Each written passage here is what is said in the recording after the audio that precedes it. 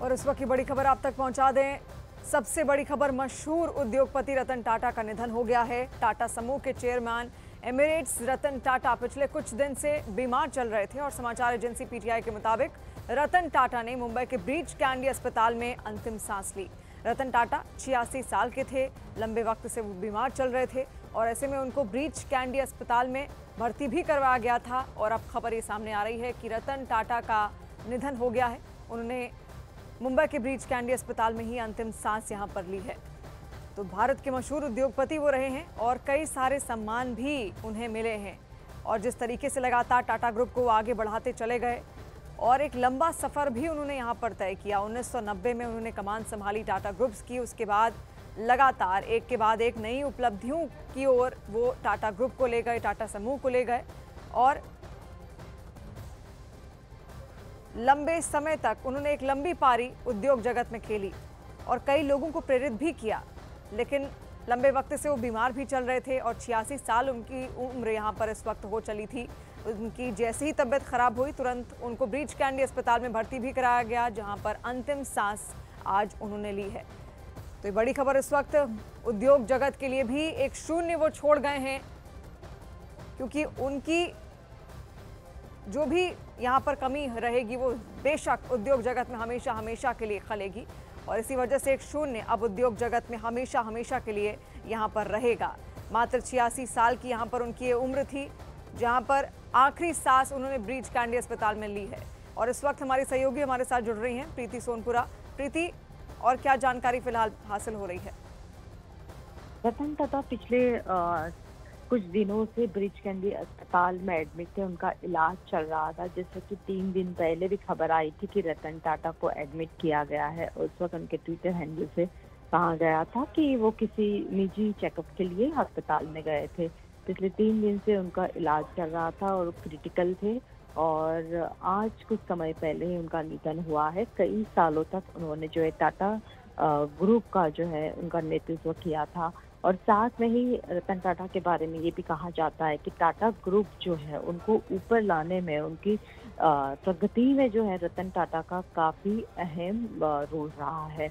ये भी कहा जा रहा है कि रतन टाटा के बारे में ये भी कहा जा रहा है कि पिछले कई दिनों से जो है वो काफ़ी टाटा ग्रुप की कई मीटिंगों में भी एक्टिव थे, लेकिन पिछले कुछ समय से जो है उन्होंने पूरी तरीके से जो है अपने आप को जो है बाकी सामाजिक कार्यों में उन्होंने अपने आप को उनके काम में वो कर रहे थे। लेकिन आज कुछ समय पहले ही, 3-4 दिन पहले ही, जब उनको हॉस्पिटल में एडमिट किया गया था क्योंकि उनको सांस लेने में दिक्कत आ रही थी, उसके बाद उनको एडमिट किया गया था।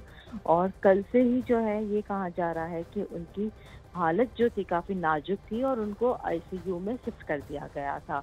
और आज शाम से ही खबर आ रही थी कि वो क्रिटिकल है करके, इस तरह की खबर आ रही थी। और अब से कुछ दिन पहले ही ये समाचार आए हैं और ये कहा जा रहा है कि रतन टाटा के बारे में कि पिछले कई दिनों से जो है वो कई सारी सामाजिक प्रवृत्ति में उन्होंने अपने आप को सक्रिय कर दिया था।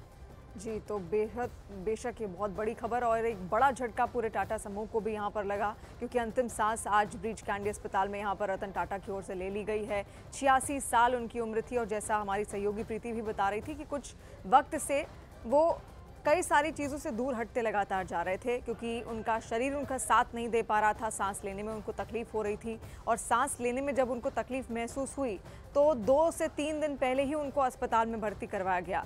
और आज ये खबर निकल कर सामने आई जब 86 साल की उम्र में उन्होंने अंतिम सांस यहाँ पर ली है। प्रीति लगातार हमारे साथ यहाँ पर जुड़ी हुई हैं। प्रीति, बेशक टाटा समूह के लिए भी एक बहुत बड़ा ये झटका है।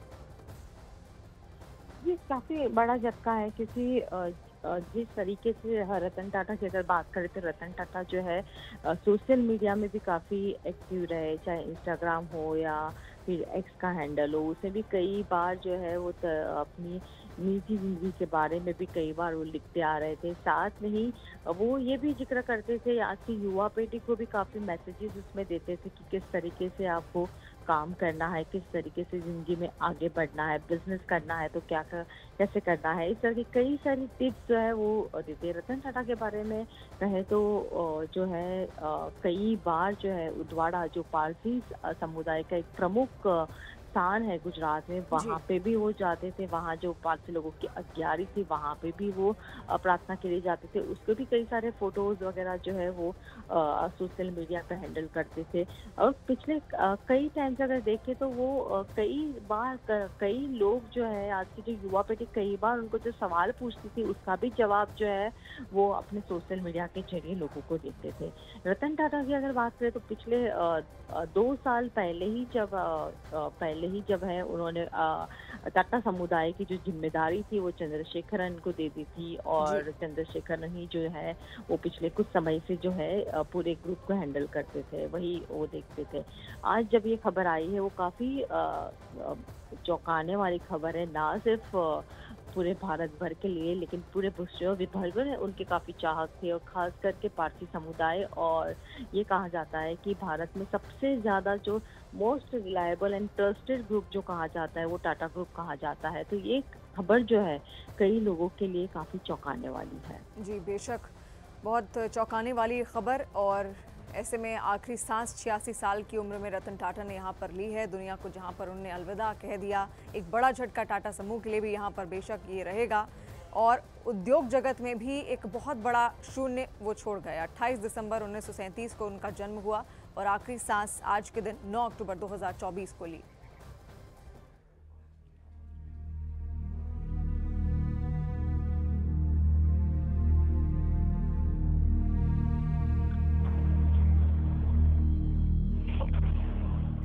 तो 86 साल की उम्र में रतन टाटा ने यहाँ पर आखिरी सांस ली है। और 1937 में उनका जन्म हुआ था और जब वो 10 साल के थे तभी उनके माता पिता अलग हो गए थे।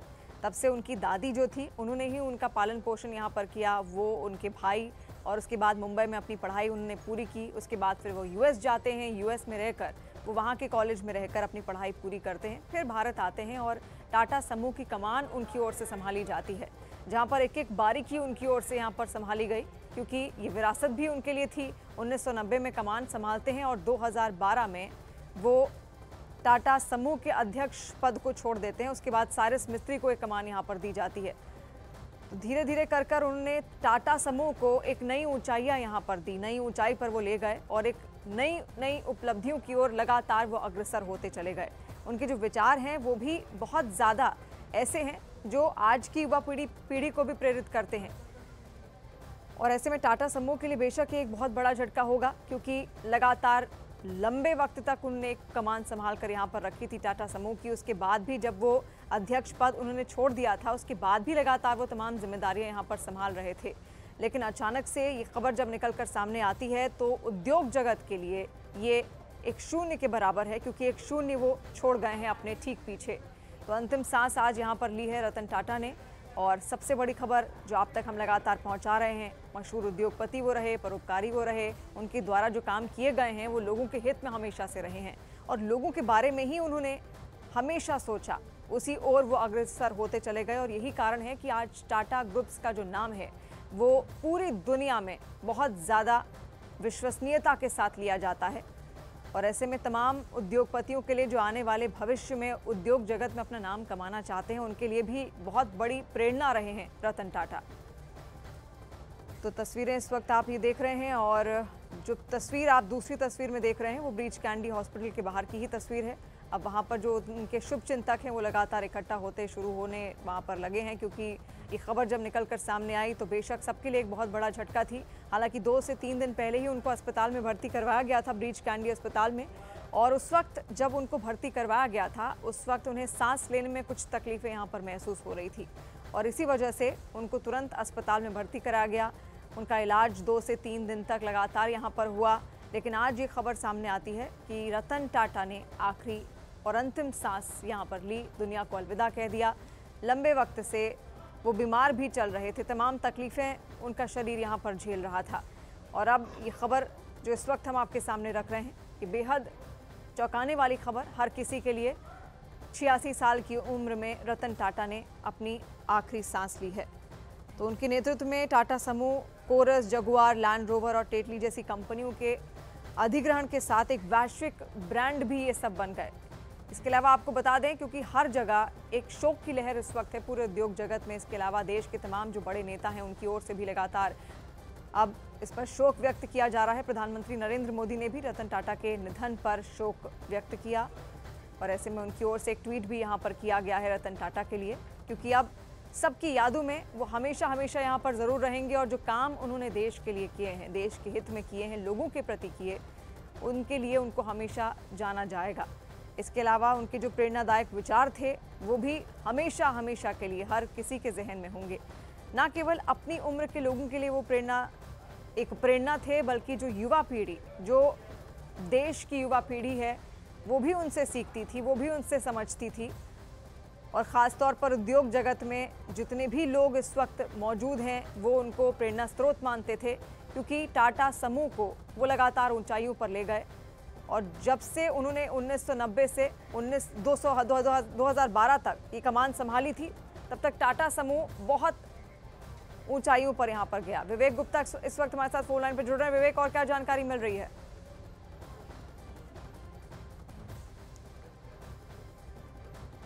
विवेक, आप तक आवाज पहुंच पा रही है? शिवानी, देखिए, आपको बताना चाहेंगे कि रतन टाटा जी की मृत्यु हो चुकी है। उसमें उनके ऑफिशियल स्टेटमेंट अभी सामने आया है, जिसमें बताया गया है कि उनकी काफी दिन से तबीयत जो थी वो ठीक नहीं चल रही थी। और विवेक, आपके पास हम यहाँ पर वापस लौटेंगे जरूर, लेकिन पीएम नरेंद्र मोदी का भी ट्वीट निकलकर यहाँ पर सामने आया है और उन्होंने अपने ट्वीट में शोक व्यक्त किया। पीएम ने क्या कहा वो आपको बताते हैं। उन्होंने लिखा कि श्री रतन टाटा जी एक दूरदर्शी कारोबारी नेता, एक दयालु आत्मा और एक असाधारण इंसान थे। उन्होंने भारत के सबसे पुराने और सबसे प्रतिष्ठित व्यापारिक घरानों में से एक को स्थिर नेतृत्व प्रदान किया। साथ ही उनका योगदान बोर्ड रूम से कहीं आगे तक गया। उन्होंने अपनी विनम्रता, दयालुता और हमारे समाज को बेहतर बनाने के लिए एक अटूट प्रतिबद्धता के कारण कई लोगों के बीच अपनी जगह बनाई। तो प्रधानमंत्री नरेंद्र मोदी का ये ट्वीट है और आगे वो लिखते हैं कि श्री रतन टाटा जी का सबसे अनोखा पहलू था बड़े सपने देखने और दूसरों को कुछ देने का उनका जुनून। वो शिक्षा, स्वास्थ्य सेवा, स्वच्छता, पशु कल्याण जैसे मुद्दों को आगे बढ़ाने में सबसे आगे थे। तो प्रधानमंत्री नरेंद्र मोदी का ये ट्वीट है जो सामने आया है और उन्होंने इस ट्वीट में अपना शोक भी यहाँ पर व्यक्त किया, क्योंकि 86 साल की उम्र थी रतन टाटा की और ऐसे में अचानक से वो जब बीमार पड़ते हैं, सांस लेने में उनको कुछ तकलीफें यहाँ पर महसूस होती हैं। उस वक्त मुंबई के ब्रीच कैंडी अस्पताल उनको ले जाया जाता है, वहाँ पर उनको भर्ती कराया जाता है और भर्ती कराने के 2 से 3 दिन लगातार उनका इलाज वहाँ पर चला। इलाज के दौरान भी तमाम तरीके की अटकलें उस वक्त निकल कर सामने आ रही थी, लेकिन आज अंतिम सांस ली है रतन टाटा ने यहाँ पर और दुनिया को अलविदा उनकी ओर से कह दिया गया है। ब्रीच कैंडी अस्पताल के बाहर की ये तस्वीरें इस वक्त हम दिखा रहे हैं। वहाँ पर हलचल अब बढ़ती हुई नजर आ रही है। तमाम जो शुभ चिंतक हैं रतन टाटा के, वो ब्रीच कैंडी अस्पताल पहुँचने इस वक्त शुरू हो गए हैं। तो प्रधानमंत्री नरेंद्र मोदी का भी ये ट्वीट निकलकर सामने आया, जहां पर उन्होंने असाधारण व्यक्ति बताया रतन टाटा को। और बेशक जो काम उनकी ओर से लगातार यहां पर किए गए, ना केवल अपने हित में, अपने समूह के हित में, बल्कि लोगों के हित में भी।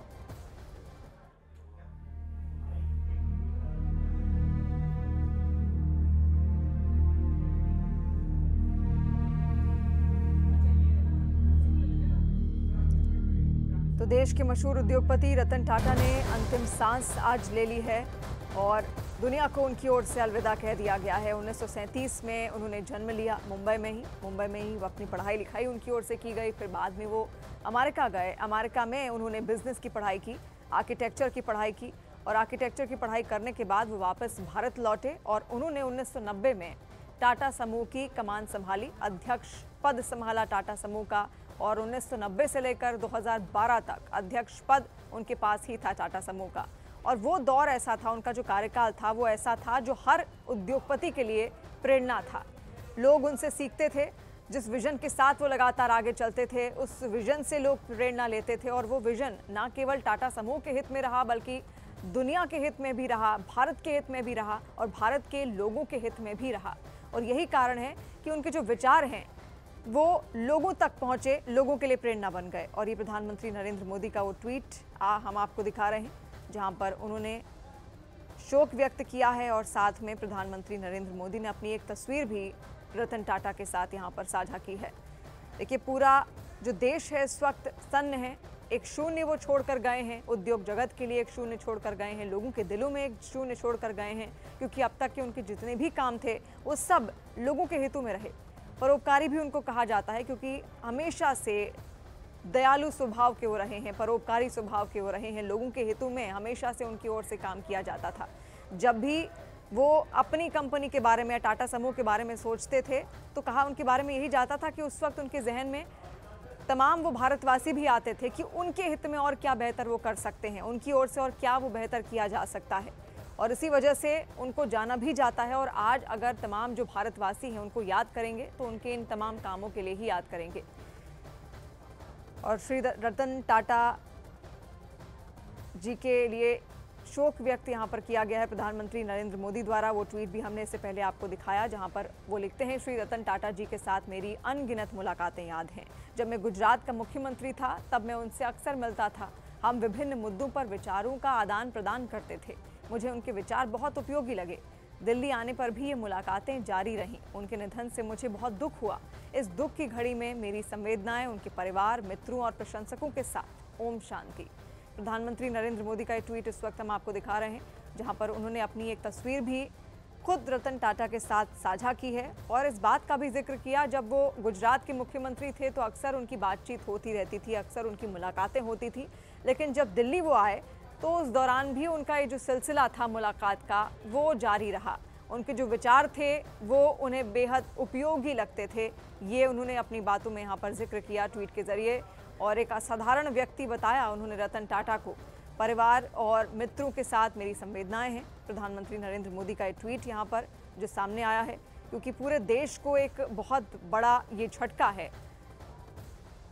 और ऐसे में ब्रीच कैंडी अस्पताल के बाहर की तस्वीरें इस वक्त आप देखिए, लोगों के इकट्ठा होने का सिलसिला वहां पर लगातार जारी है, क्योंकि मुंबई से जैसे ही खबर निकलकर सामने आई कि रतन टाटा ने आखिरी और अंतिम सांस यहां पर लिए 86 साल की उम्र में, उनके तमाम जो शुभ चिंतक थे वो अब वहां पहुंचने शुरू हो गए हैं।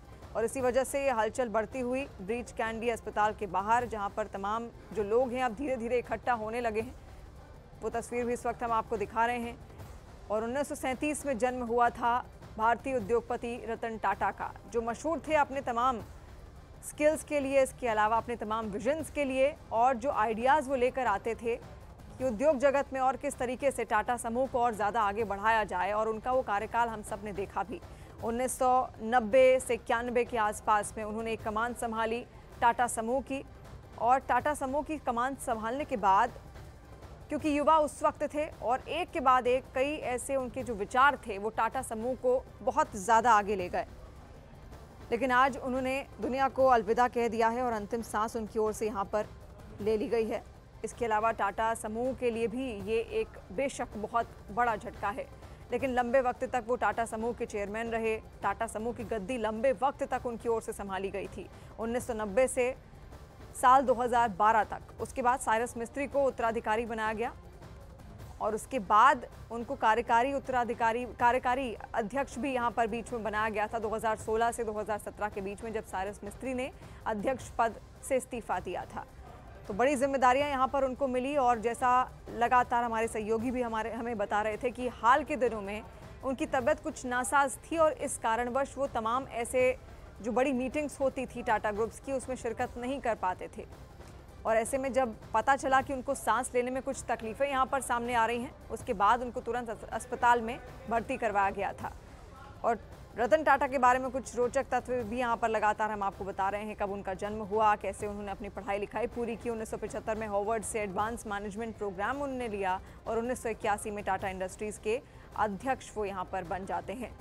28 दिसंबर 1937 को मुंबई में उन्होंने जन्म लिया था। मात्र 10 साल के थे जब उनके माता पिता अलग हो गए थे, लेकिन उनकी दादी ने उनकी देखरेख की, उन्होंने उनको पाला पोसा और मुंबई में ही ऐसे में उनकी रहकर पढ़ाई पूरी हुई अपने भाइयों के साथ। फिर वो यूएस चले जाते हैं, अमेरिका जाकर वहाँ पर आर्किटेक्चर की पढ़ाई करते हैं, इंजीनियरिंग की पढ़ाई उनकी ओर से की गई और उसके बाद तमाम एक नए विजन के साथ वो भारत आते हैं। भारत जब आए तो उनको कमान सौंपी गई टाटा ग्रुप्स की, और टाटा ग्रुप्स की कमान जब उनको सौंपी गई तो उसके बाद कई सारी नई नई उपलब्धियों की ओर लगातार टाटा ग्रुप आगे चलता रहा।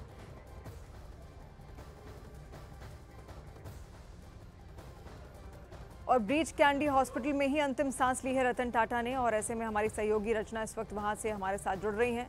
रचना, फिलहाल क्या तस्वीर वहां पर, जो शुभ चिंतक हैं क्या वो आने शुरू हो चुके हैं?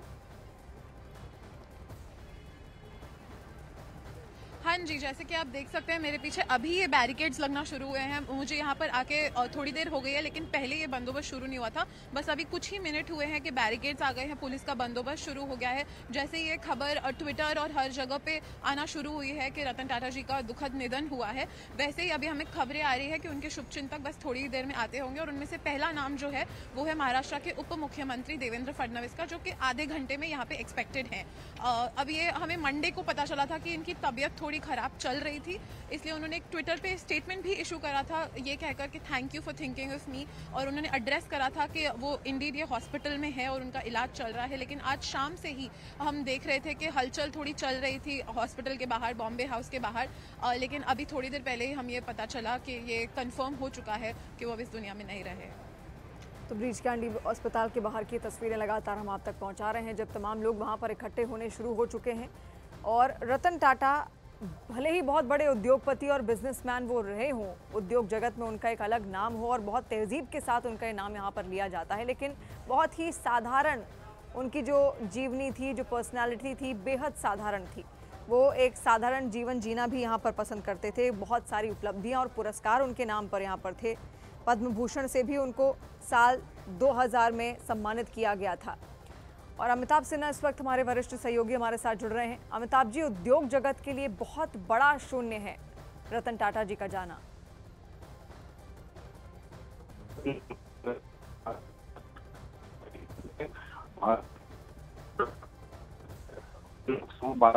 जो न सिर्फ भारत तो अंतिम सांस यहाँ पर ली है मात्र 86 साल की उम्र में। 86 साल की उम्र के थे रतन टाटा और ऐसे में उनकी जो सांस लेने में तकलीफ थी वो लगातार बढ़ रही थी। फिर उनको अस्पताल में भर्ती करवाया गया, ब्रीच कैंडी अस्पताल में। और ब्रीच कैंडी अस्पताल में भर्ती करवाने के बाद 2 से 3 दिन तक लगातार उनका इलाज भी वहाँ पर चला। लेकिन आज 86 साल की उम्र में उन्होंने अंतिम सांस ली, दुनिया को अलविदा यहाँ पर कह दिया। जो उपलब्धियाँ और पुरस्कार उनको यहाँ पर दिए गए थे उनका जिक्र करना भी बेहद ज़रूरी है। पद्म भूषण, जो कि भारत सरकार का तीसरा सर्वोच्च नागरिक सम्मान है, साल 2000 में उनको दिया गया। इसके अलावा ओरिएंटल रिपब्लिक ऑफ उरुग्वे का पदक भी उनके नाम था। अंतर्राष्ट्रीय विशिष्ट उपलब्धि पुरस्कार ब्रुनाई ब्रिथ इंटरनेशनल 2005 में उनको दिया गया। ये तमाम उपलब्धियां उनके नाम है और आज लोग उनको इन्हीं उपलब्धियों से याद भी करेंगे, उनके विचारों से उनको याद करेंगे। अमिताभ सिन्हा हमारे वरिष्ठ सहयोगी इस वक्त हमारे साथ फिर से जुड़ रहे हैं। अमिताभ जी, बहुत बड़ा शून्य है पूरे उद्योग जगत के लिए, खासतौर पर टाटा ग्रुप के लिए भी। ये बहुत बड़ी क्षति है, कम से कम पूरे देश के लिए और भारत के उद्योग जगत के लिए बहुत बड़ा झटका है। रतन टाटा का चला जाना, 86 साल की उम्र में मुंबई में उनका देहांत हुआ है। और रतन टाटा एक ऐसी मिसाल हैं जो भारत के उद्योग जगत को एक नई पहचान देने में और भारत के उद्योग जगत को आके आधुनिकीकरण की एक बहुत बड़ी मिसाल है। अगर टाटा को देखें तो टाटा भारत में सरकारी उद्योग, रेलवे के बाद और उन बड़ी कंपनियों के बाद, बड़े सरकारी उपक्रमों के बाद उन वैसी कंपनी है जो सबसे ज़्यादा एम्प्लॉय भारत के लोगों को करती है। और हर जगह अगर टाटा के अगर आप उद्योग धंधे देखें जहाँ पे पीढ़ियों से लोग टाटा में काम कर रहे हैं, तो एक कमिटमेंट, एक लोगों को जोड़ने का तरीका और भारत के समुदाय, भारत की जनता के साथ उनको एक सिक्योरिटी देना, जॉब सिक्योरिटी देना, ये बहुत बड़ी उपलब्धि थी टाटा की, जिसको रतन टाटा ने आगे बढ़ाया। और एक विजनरी लीडर थे वो, उनकी जिन्होंने न सिर्फ अगर नैनो को लेकर, अगर नैनो जो आम आदमी की कार है, जो सबसे महत्वपूर्ण, जिसका पूरी दुनिया में जिसकी चर्चा हुई, नैनो कार लेकर आए थे। भले ही उसको लेकर शुरू में विवाद हुआ, लेकिन उनको आनंद फानन प्रधानमंत्री जब मुख्यमंत्री थे गुजरात में जगह दी और नैनो का उत्पादन शुरू हुआ। 1 लाख रुपए में लखटकिया कार जिसको कहते थे, ये रतन टाटा की ही दिमाग की उपज थी, जो भारत की जनता को ये कार के उद्योग में एक बहुत बड़ी उपलब्धि जिसे कहा जा सकता है ये हुई थी। तो सिर्फ ऑटोमोबाइल्स में नहीं, अगर टाटाज के ट्रक्स देखें, टाटाज के स्टील फैक्ट्रीज देखें, दुनिया भर में होटल, तो ताज ग्रुप ऑफ होटल्स है, ये तमाम चीजें देखें जिसके एक्सपेंशन में दुनिया भर के बड़े बड़े कंपनियों का अधिग्रहण भी टाटाज ने किया है। तो टाटाज, और अगर भारत में अगर टेलीकॉम रिवॉल्यूशन की बात करें तो उसमें भी टाटा का बहुत बड़ा रोल रहा है। तो रतन टाटा के जो 86 साल थे अत्यधिक बेमिसाल रहे हैं, और टाटा का जो भारत के उद्योग जगत में जो इनके नेतृत्व में भारत के को आगे बढ़ाने में भारत के औद्योगिक जिस तरह से आगे रहा है वो एक बेमिसाल है और इसकी तुलना नहीं की जा सकती। यह अपूरणीय क्षति है और मुझे लगता है कि पूरा भारत और पूरा उद्योग जगत कम से कम इनके नहीं रहने का नुकसान काफी अर्थ झेलेगा और इनको मिस करेगा। जी बेशक यहाँ पर ज़रूर ये मलाल भी रहेगा और एक बहुत बड़ा झटका भी पूरे उद्योग जगत के लिए, पूरे देश के लिए आज के दिन यहाँ पर है। तस्वीरें लगातार हम दिखा रहे हैं। इससे पहले हमने एक तस्वीर दिखाई थी जब लॉन्च हुई थी टाटा नैनो, उस वक्त गुजरात के मुख्यमंत्री भी थे, खुद प्रधानमंत्री नरेंद्र मोदी, तब गुजरात की कमान उनके हाथ में थी, तो वो लॉन्च होती हुई तस्वीर भी हमने दिखाई यहाँ पर। लेकिन किस तरीके से विश्व में भी एक बहुत बेहतरीन छवि लेकर चलते थे रतन टाटा, मतलब जितने भी जो बड़े राष्ट्राध्यक्ष थे वो उनसे प्रेरणा लेते थे, उनसे वो प्रभावित थे। और अमिताभ जी लगातार यहाँ पर हमारे साथ क्योंकि जुड़े हुए हैं। अमिताभ जी देखिए, उनका जो कार्यकाल है वो आपने बेशक यहाँ पर देखा भी होगा, बहुत अच्छे से आपने यहाँ जिक्र भी किया। विश्वसनीयता की जो एक छवि थी, क्रेडिबिलिटी की एक जो छवि थी, उनके नाम से जुड़ी हुई थी, टाटा ग्रुप से आज भी वो जुड़ी हुई है। बिल्कुल, टाटा भारत की पहचान है। अगर जमशेदजी टाटा को देखिए, जिन्होंने टाटा के पूरे ग्रुप की स्थापना की थी और देश के उन हर राज्य में टाटा के बड़ी कंपनियां देखें। अगर बिहार के झारखंड के जमशेदपुर में टाटा की कंपनी ऐसी है जैसे लगता है जमशेदजी टाटा के नाम से जमशेदपुर ही बना हुआ है। तो एक उस विरासत को आगे बढ़ाना कोई छोटी बात नहीं थी। भारत में अगर एयरलाइंस की शुरुआत हुई है तो टाटा के द्वारा ही हुई है। अगर भारत में एयर इंडिया को किसी ने खरीद कर उसके रिवाइवल की बात की है, जो एकदम डूबी हुई सरकारी कंपनी थी, आज भी जो भारत का एयरलाइंस उद्योग है उसमें सबसे बड़ा योगदान अभी रतन टाटा का है, जिनके विजन ने और उनके विजनरी मार्गदर्शन ने जिसने इस एयरलाइंस को आगे बढ़ाया है। तो ये सिर्फ और सिर्फ भारत में ही नहीं, भारत में अगर उन्हें पद्म विभूषण से सम्मानित किया गया तो उन्हें 2023 में ऑर्डर ऑफ ऑस्ट्रेलिया से और 2014 में ऑर्डर ऑफ ब्रिटिश एम्पायर से भी उनको सम्मानित किया गया है। और इसीलिए ये कहा जा सकता है कि एक हार्वर्ड बिजनेस स्कूल से पढ़ा हुआ आदमी, कॉर्नेल यूनिवर्सिटी से भी पढ़ा हुआ एक इंसान, जो कि भारत वापस आकर भारत में अब इस टाटा उद्योग की नींव जो रखी गई थी उसको बड़ा पेड़ बनाने में जो रोल रहा है और भारत को टाटा के नाम से जो पहचान दुनिया भर में दी है वो अतुलनीय है। बेशक वो अतुलनीय है और इसीलिए उनको हमेशा हमेशा यहाँ पर अब जहन में हर कोई ज़रूर याद करेगा उनके कामों के लिए, उनके विचारों के लिए, उन्होंने जो पूरी विश्व को प्रेरणा दी उसके लिए।